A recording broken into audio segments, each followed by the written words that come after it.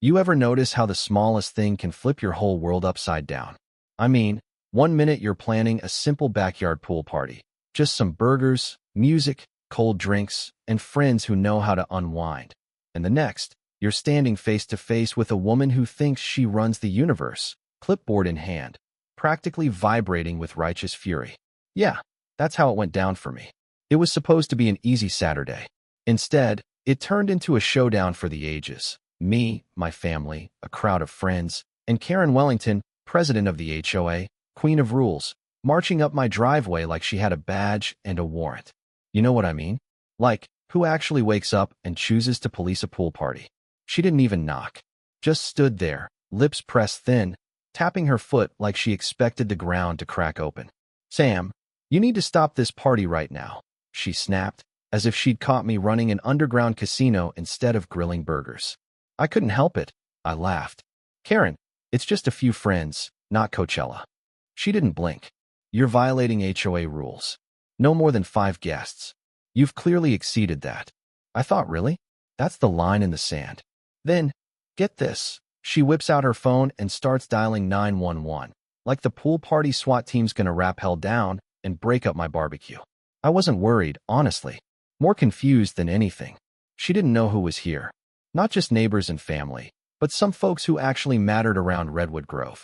And that's when I realized Karen was about to learn a lesson the hard way. See, I didn't move to this town for drama. After years stuck in city traffic, drowning in deadlines, I wanted the quiet life. Green lawns, laughing kids, Sunday coffee out back, simple stuff. For a while, that's what we had. Sarah landed a job she loved, the kids made friends, and I finally got a shot at peace. Enter Karen. At first, she was just a face at HOA meetings, tossing around words like community standards and property values. But it wasn't about the neighborhood for her. It was about control. My grass was too green. My mailbox, wrong color. Fines for everything. $50 here for a hedge, $75 there for a trash can you could see from the street. Living in the city was easier than this, swear to God. I let it go for a while, thinking if I played along, she'd get bored. But it kept escalating. Letters, warnings, complaints, until the afternoon of that infamous pool party. Just a small gathering, some burgers and old friends, the kind of day you wait for all winter. I was in the middle of setting up the cooler, Sarah in the kitchen, kids running wild, when I saw Karen at the gate, squinting into the backyard like she'd spotted a crime scene. Sam, can I talk to you for a second? You ever hear someone's voice and just know it's not going to be good news? That was Karen. She scanned the crowd, counting heads, her brow furrowing. How many people do you have? Just a few friends, Karen, maybe 12. Nothing wild. She stared at the stereo, like it was a weapon, then at the grill, then at me. The HOA has rules about gatherings. Some people like quiet on weekends. Her tone was syrupy sweet, but her eyes were daggers. I shrugged. Noise is minimal, Karen. No one's complaining. She wasn't convinced. She never was. It got worse when she came back later, waving a violation notice in my face. You're breaking multiple codes. Too many people. Too much noise. I'm calling the cops. I shook my head. Karen, you really want to waste the police's time over a barbecue? She did. She absolutely did. Minutes later, 2 patrol cars pull up, lights spinning. The guests freeze mid-bite. The kids clamber out of the pool. The lead officer, a tired-looking guy who'd clearly had enough of suburbia, asks, "What's going on here?" Before I can answer, Karen launches into her speech about rules and order and the sanctity of Redwood Grove. I try to explain, small gathering, everyone's fine, no complaints. The officer looks at Karen, then at me, and says, "Ma'am, unless there's a disturbance, there's nothing for us to do here. You can take it up with the HOA board." The relief in the air was thick enough to taste. But here's where things got wild. As the officers are leaving, Karen tries to rally support from the neighbors. Only, she didn't realize who she was talking to. The guy by the grill? New neighbor. CEO of a tech company with more pull than the whole HOA board. The lady in the lawn chair? City council. The guy in the Hawaiian shirt by the cooler? District attorney, and not someone you want to annoy with petty rules. When Karen figured out just how badly she'd miscalculated, she looked like someone had pulled the ground out from under her. I didn't even have to say much. Just, "Karen, you sure you want to keep going?" That was enough. What happened next felt like something out of a movie. The neighbors started speaking up. Susan, quiet Susan, who'd never raised her voice in 10 years, stood up. "You've gone too far, Karen." Then Mr. Thompson from across the street, her old ally, chimed in. "We've all had enough." People started sharing stories, fines for silly things, warnings for imaginary offenses. The fear broke, right there by the pool. It was like the spell was lifted. Folks who'd always played along realized they didn't have to anymore. Karen tried to backpedal.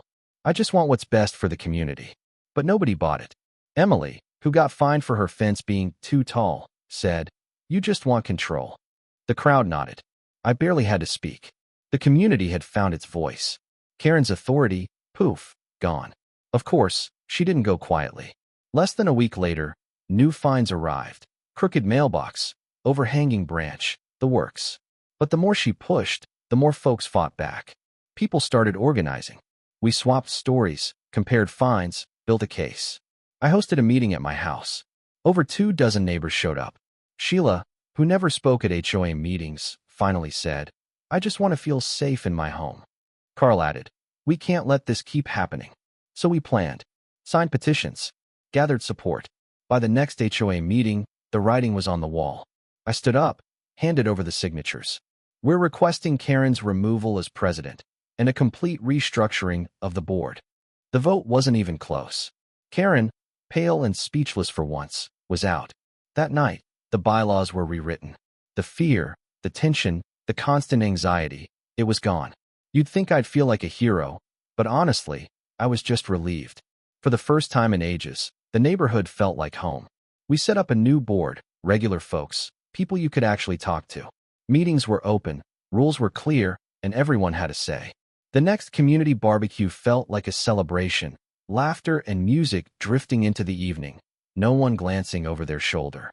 My kids ran wild with half the neighborhood. Sarah smiled more, and for the first time since we moved in, I could actually breathe. Looking back, it's wild how quickly things can change when people decide they've had enough. I didn't set out to lead a rebellion, just wanted to grill in peace. But sometimes, you gotta stand up, even if you're not the type to make a fuss. I learned that real power isn't in a title or a rule book. It's in people backing each other up, saying enough is enough, and choosing community over control. And Karen? Well, last I heard, she's laying low, maybe plotting a comeback, maybe not. Doesn't really matter. The neighborhood's different now. Stronger. United. People actually talk, help each other, laugh together. The air feels lighter. The shadows she cast have faded, replaced by something better. Hope, trust, and, yeah, the smell of burgers on a summer afternoon. So, what do you think? Was I right to push back? Have you ever had a run-in with an HOA tyrant? Who really gets to decide what makes a community, anyway? Drop your story below. Let's hear your take. Because everyone's voice matters, and sometimes, the smallest stand can change everything.